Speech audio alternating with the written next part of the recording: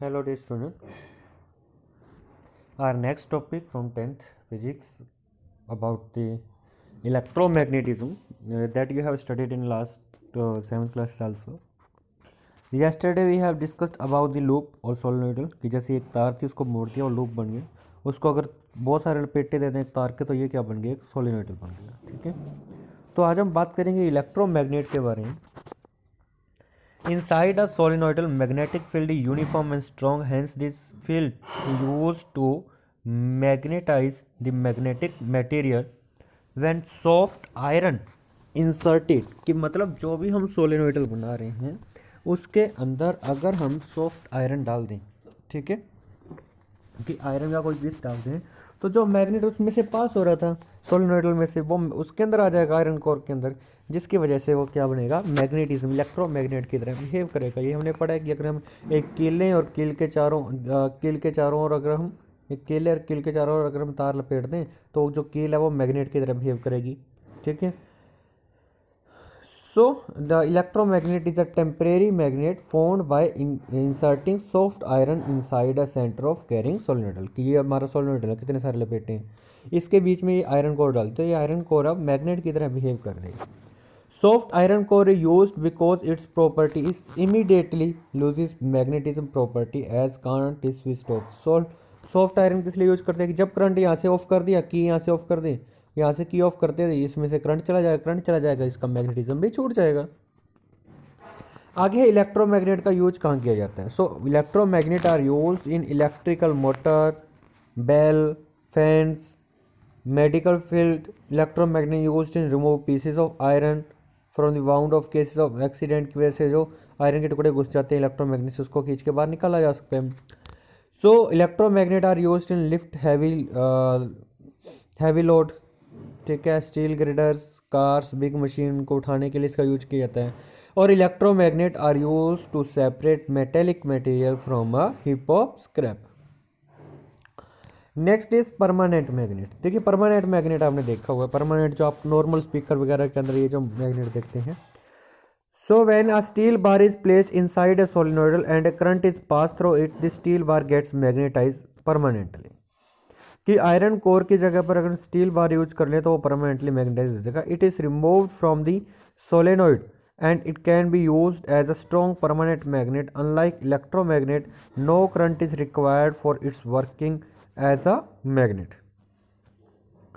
Steel is used to make permanent magnet because steel does not lose its magnetic properties on switch off the current. So permanent magnet are usually weaker than electromagnet। तो permanent magnet जो होता है weaker होता है क्योंकि वो कम जो है उसको खींचता है, अट्रैक्ट करते हैं।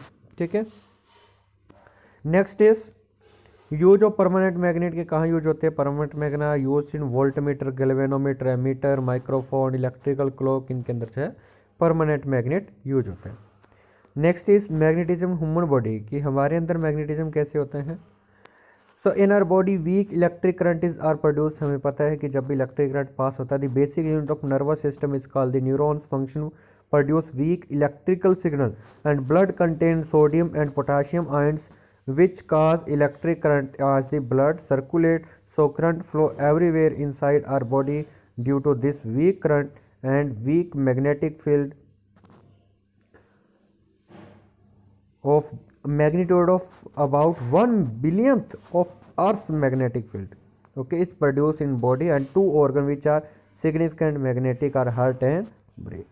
ठीक है, तो हमारी बॉडी के अंदर जो इलेक्ट्रिक करंट होते हैं। नेक्स्ट हमारा है force on a current carrying conductor placed in a magnetic field, कि अगर हम कोई करंट वाला जो कंडक्टर है मैग्नेटिक फील्ड के अंदर रखते हैं तो रखने के बाद अब वो कैसे बिहेव करता है, मतलब हम कैसे बता पाएंगे कि कोई मैग्नेट है उसकी डायरेक्शन किस प्रकार से हम फाइंड कर पाएंगे।